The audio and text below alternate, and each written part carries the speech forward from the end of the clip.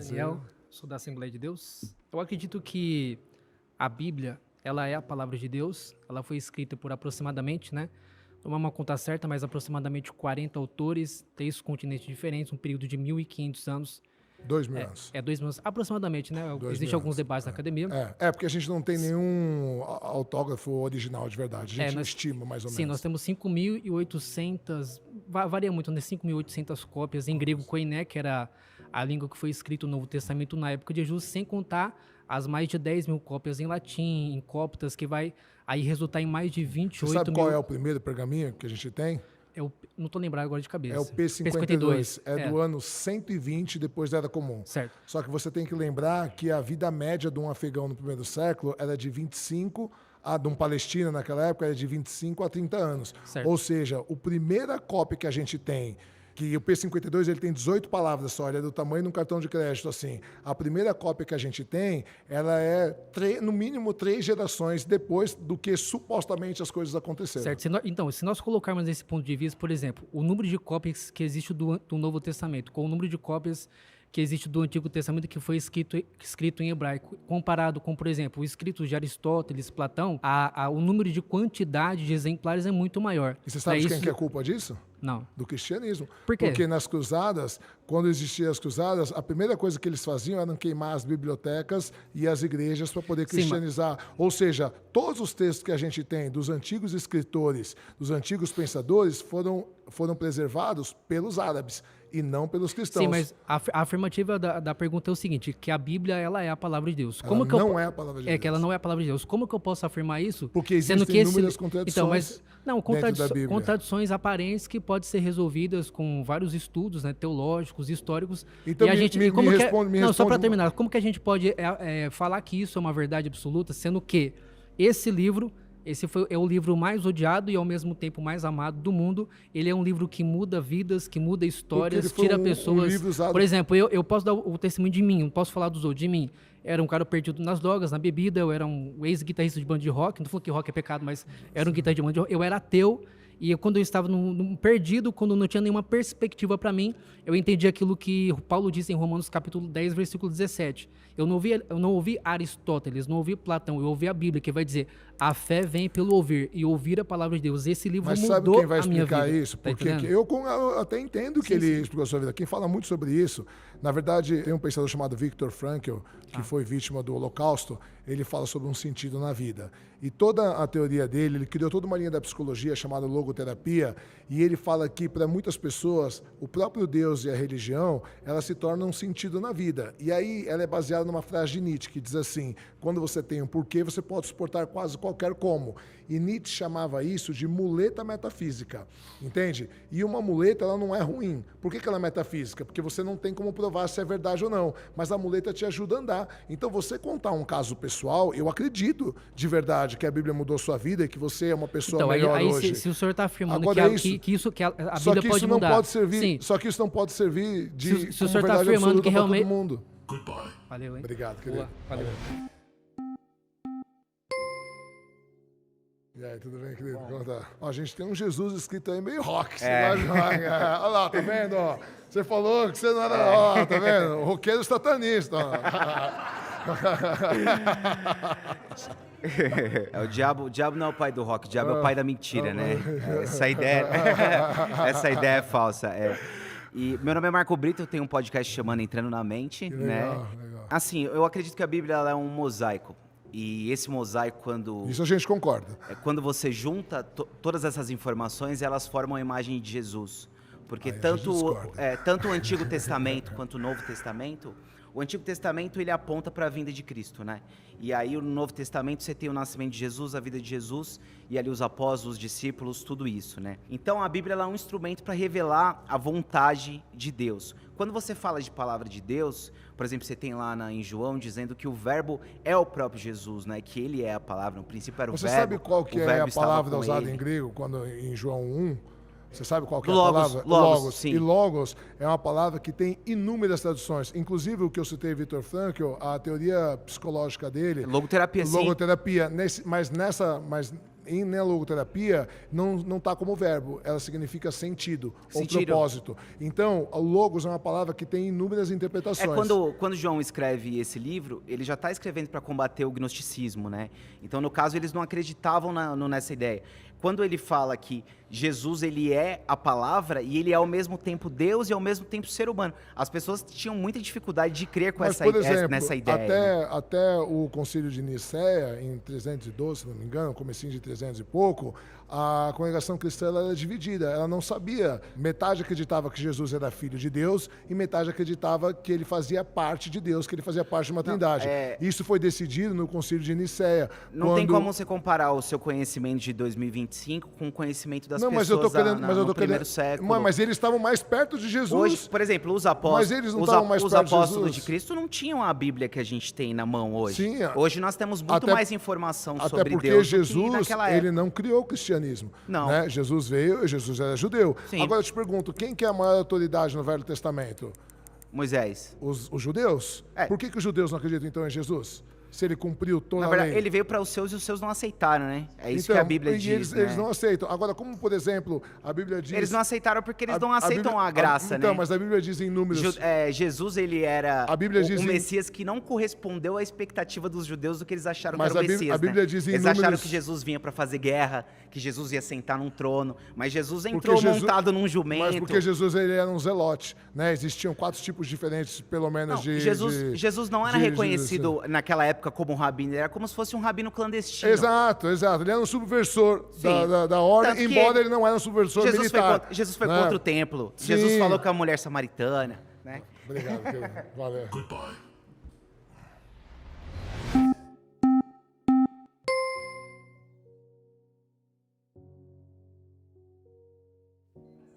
Muito prazer, tudo bem? Tudo bem, meu nome é Cris. Tudo bem, Cris? Da Igreja Missão Global. E me chamou muita atenção esse tema, né? A Bíblia, ela não é a palavra de Deus. Como que você me afirma que a Bíblia, ela não é a palavra de Deus? Nos debates aí anteriores, falaram sobre uma mudança. É um livro que muda a vida. Você até falou, concordo. Como que Deus, ele não fala através desta palavra com alguém? Como existe uma mudança em alguém se não é Deus falando? Mas o Bhagavad Gita também muda a vida das pessoas, o livro dos Mormons também muda a vida das pessoas, o Alcorão também muda a vida das pessoas, então todos esses são livros de Deus. Então, por exemplo, a Bíblia diz em Números que Deus não é homem para se arrepender. Em Gênesis ele diz, Deus se arrependeu de ter criado o homem. Como se a Bíblia fosse a palavra de Deus, um ser todo-poderoso, onisciente, onipresente, que criou todo o universo, que determinou as leis da física, que fez tudo isso, a sequência de Fibonacci e tal, como ele não é capaz de escrever um livro que só 1/4 da população da Terra acredita? Ou seja, 3/4 vai morrer porque não acredita no cristianismo.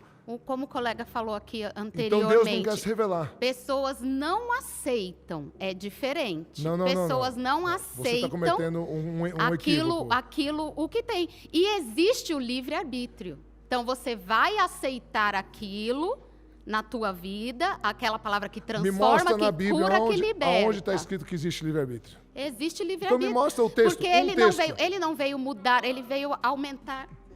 Obrigado. Goodbye.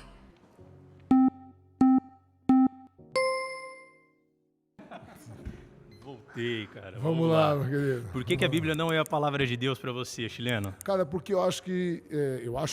Existem inúmeras contradições, sem contar conceitos morais. Aponta uma contradição para mim. Acabei de mostrar, por exemplo, o Números diz que Deus não é homem para pecar e para se arrepender, e aí Gênesis diz que ele se arrependeu de ter criado o homem. Por exemplo, Mateus e Lucas apontam genealogias totalmente diferentes de Jesus, e não é assim que são poucas, não é erros bobos. Um aponta 46 gerações, o outro aponta 72.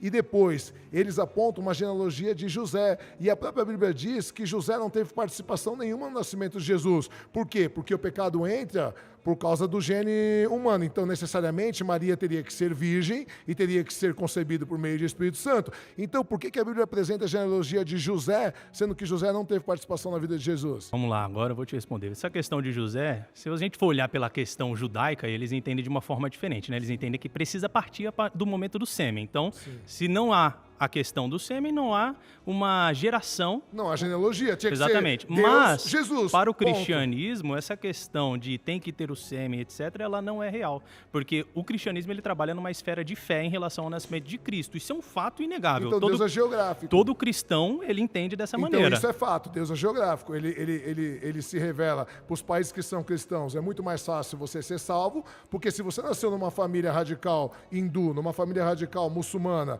numa família shintoísta, ou seja... É o mesmo argumento então... de Richard Dawkins, porque é exatamente isso que ele utiliza para falar o tempo todo contra a fé cristã, né? Não, mas eu estou trazendo fatos, não é? Sim, são fatos. São fatos. Mas é um argumento que Então, todo isso, cético pra mim, acaba utilizando, porque pressupõe- realmente há muitas religiões Então, mas- e há muitos deuses. Só que a gente entende como cristão Mas que existe um tudo único bem, Deus. Mas a questão é o seguinte: se a Bíblia diz que Deus é amor e que estamos todos sob a benignidade merecida de Jesus e que Ele quer que todos se salvem, né, a não ser que você seja calvinista, né, porque os calvinistas dizem que não, que ele que escolhe, dane-se, você pode querer ser salvo se ele não quiser, né, que é uma dissidência bem forte dentro do cristianismo também. É uma briga. Né? Outro fator, por exemplo, a gente tem aqui, 13 pessoas, cada uma praticamente numa denominação diferente. O que eu mais escuto nas minhas redes sociais é: pô, você leu muito a Bíblia, mas você não leu com o Espírito Santo, você não sabe interpretar. Aí eu te pergunto, de todos vocês aqui, ou das 40 mil religiões ditas cristãs, qual que sabe interpretar e que tem o Espírito Santo? Se cada uma tem algum ponto de divergência. Existem vários pontos de divergência realmente em várias questões. O ponto Tudo isso me principal diz que que a não Bíblia há é a palavra de divergência, é o único fato que não há divergência, é que Cristo é o único meio de salvação para todo cristão. Isso é um ponto que converge e concorda entre todas as religiões, independente de qualquer uma. Esse é um ponto-chave. Obrigado. Agora que eu ia começar. É difícil.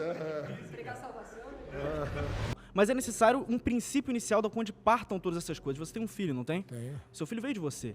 As coisas elas precisam vir de algo, não tem como surgir nada. Eu não posso chegar aqui em chineno e falar assim: chineno, cria uma flor agora na sua mão, cria alguma coisa. Sim. Não tem como. Porque Sim. as coisas elas precisam Aí a de uma pergunta é, coisa então, ordinatória da onde primeiro. Deus veio? Da onde Deus veio? Deus ele precisa necessariamente ser incriado para criar todas as coisas. E eu não posso falar isso do universo? O universo é uma coisa criada, ele é uma coisa, o universo existe, ele é uma coisa material, a gente toca nele. Sim, então mas não a tem como o matéria universo dele, a ele ser... singularidade existia antes do Big Bang. A matéria estava Mas condensada. a singularidade já é matéria. Sim. Então quando a gente está falando de uma coisa incriada, não pode ser matéria. Mas então, por que necessariamente alguém tem que ter criado a matéria? porque Isso não tem como um surgir, salto lógico. Porque não tem como surgir algo do nada. Mas isso não você tem está falando dentro das leis que existem hoje. Antes as leis físicas não existiam de não é uma maneiras questão, diferentes. não é uma questão de lei física, é uma questão universal. Não tem como uma coisa aparecer do nada. Não tem Mas como uma isso coisa, pode ser condensado.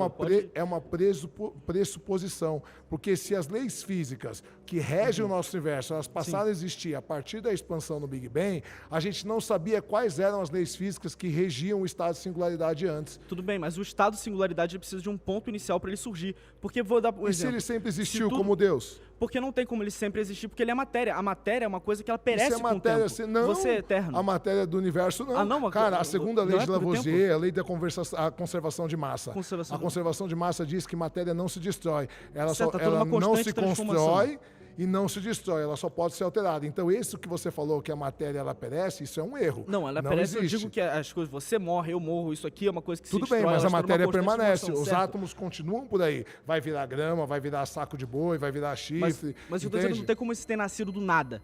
Entendeu? Mas isso ela Isso é um sempre erro existiu. filosófico por si Não, só. não é. É um salto filosófico você pressupor que existiu um princípio sem que a gente tenha uma prova. A gente pode colocar isso que pode ter existido um princípio. Isso é uma posição filosófica. Agora, ela tem que ter existido, isso a gente não pode afirmar, entende? Mas essa afirmação sua de dizer que isso não existe é uma afirmação de qualquer coisa, pode afirmar qualquer coisa. Então, eu acredito que um pedaço de bosta deu origem ao universo. Sim, então, mas há 14 bilhões de anos, 14 bilhões de por anos atrás, a gente é um animal que vive muito pouco. A gente sabe nada da Terra, nada do universo, nada do mar. A gente está engatinhando na ciência. Então você ainda. não pode se afirmar ateu com convicção. Mas eu não afirmo, eu falo que eu tenho, eu deixo um percentual que eu posso estar errado. Eu acabei de falar Certo. isso. Eu deixo um Então, se percentual você que eu sabe, posso estar errado. se você não tem certeza no ateísmo que você vem aqui Não, defender... eu tenho certeza no meu Sabe- ateísmo, só que eu não tenho certeza que eu sou o dono da razão.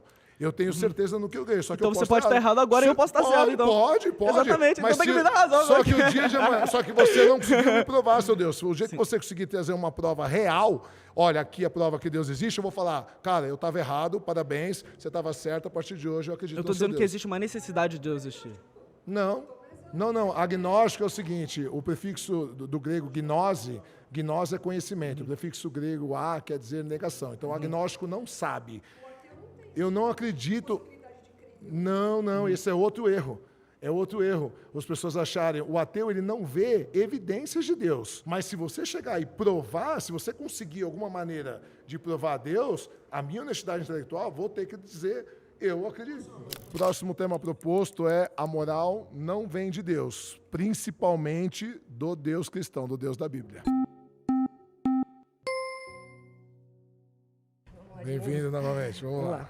Você está falando que a Bíblia, você falou no início que a Bíblia é algo mitológico, né? Eu queria entender, tipo, da onde você tira a sua moral. Você falou que é da sociedade, certo? A minha moral eu tiro das deliberações Sociais. que eu tenho do que é melhor convivência, do que eu penso ser a melhor convivência entre nós. O que Por você que eu- pensa, por só que o que a eu não- sociedade pensa. Porque a sociedade pensa e pelos os meus estudos e o que eu acho o que é bom. Porque, por exemplo, o brasileiro...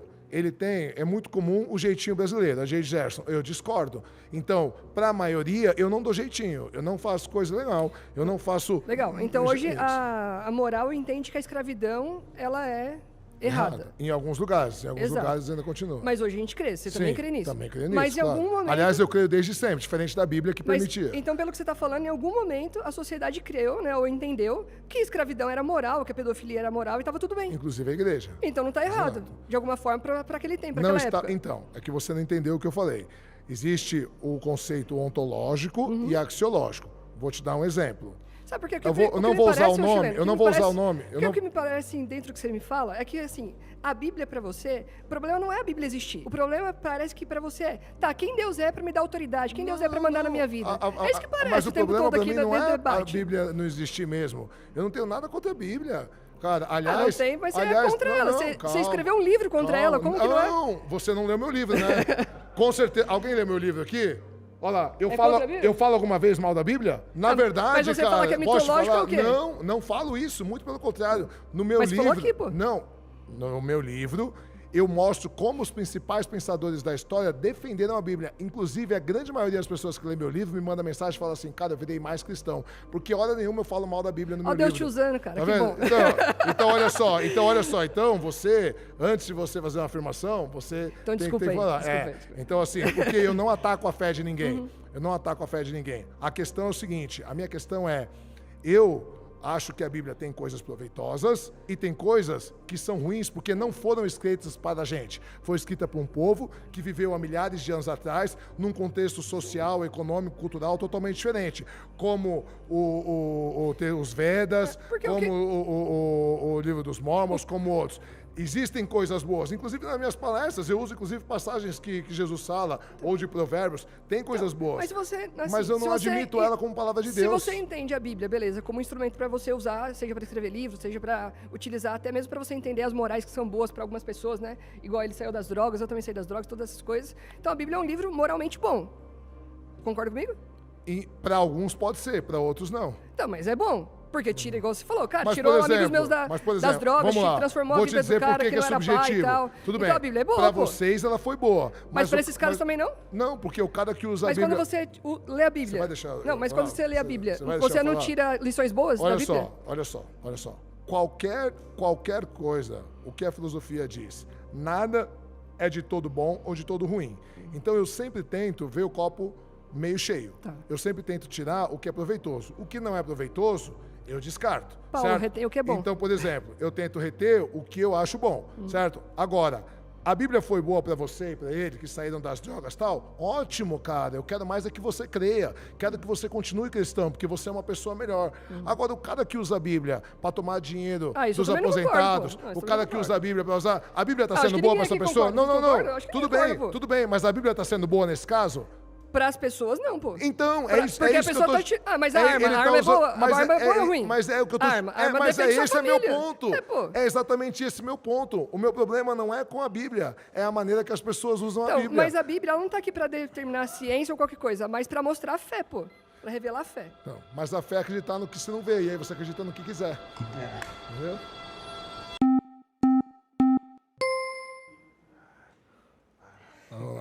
Vamos lá. Existe essa fala de que não é possível que exista um Deus e se existe o mal, né? Quando eu penso no mal, isso reforça a minha fé, na verdade, porque se o mal ele não respeita ninguém, se o mal ele não tem limites, quem é que impede do mal tomar conta de tudo? Porque a maldade não está em todo lugar, então. O mal não tem freio. Quem é que freia o mal? As pessoas boas. As pessoas que decidem não ser boas. Eu vou te dar um exemplo. E da onde vem essa Eu vou bondade? te dar um exemplo. Eu não acredito em nada, absolutamente nada depois dessa vida. Para mim, morreu, acabou. Certo. Ou seja, eu não estou afim da recompensa do céu, nem tampouco tenho medo do inferno. Por que que eu decidi... Um amigo meu perguntou para mim, que é pastor, ele disse, se você é ateu, por que você é bom? Porque eu penso assim, já que essa é a única vida que eu tenho, é a única chance que eu tenho de ser a melhor pessoa possível, de deixar o melhor exemplo aos meus filhos, de poder construir um legado. Isso é uma construção social, é uma deliberação intelectual minha, depois de analisar a sociedade e dos valores que me passaram, porque eu não quero que ninguém faça nada com os meus filhos. Para mim, quanto melhor eu deixar essa sociedade, melhor eu deixo uma condição de vida para os meus filhos, para os meus netos. Então, o eu problema tenho da interesse. o problema da maldade, ele não afirma a não existência de Deus. Por que que isso é trazido em pauta? Porque a Bíblia ela afirma que Deus é amor, é onisciente e onipresente. Porque, olha só, se você falar dos deuses gregos, eu ficava quieto. Porque os deuses gregos, eles E a Bíblia gostavam... diz que o mundo jaz no maligno. A Bíblia diz, os deuses gregos, eles gostavam de putaria, eles gostavam de traição, eles gostavam de assassinato, porque os seres humanos foram criados por Epimeteu e os animais por Prometeu e os animais por Epimeteu só para divertir os deuses. Então, se fosse os deuses gregos, você olha o mundo lá fora, sua maldade, beleza. Agora, o Deus cristão, como que eu não consigo conceber ele todo poderoso, todo bom, onisciente, onipresente, ele está vendo uma criança ser violada, às vezes todo dia pelo próprio pai, tem poder e não faz nada. Aquele que vive com os olhos somente para as coisas dessa terra é o mais miserável de todos os homens. Você é um cara grande que nem eu. É isso que o apóstolo Paulo fala. Porque a gente não tem como resolver baseado só naquilo que... Na verdade, o evangelho, a vida eterna, é o que resolve esse problema do mal. Não, é o contrário, olha só. Porque não, a proposta não. do evangelho Olha é só. a vida eterna, é a chegada do reino de Deus. Quem tem mais poder na fala, apóstolo Paulo ou Jesus? Jesus, na minha visão. Jesus, Sim. claro. Até porque o apóstolo Paulo, ninguém ordenou ele apóstolo, né? Ele nem conheceu Jesus. Começa por aí. Ele conheceu, ele encontrou Jesus, né?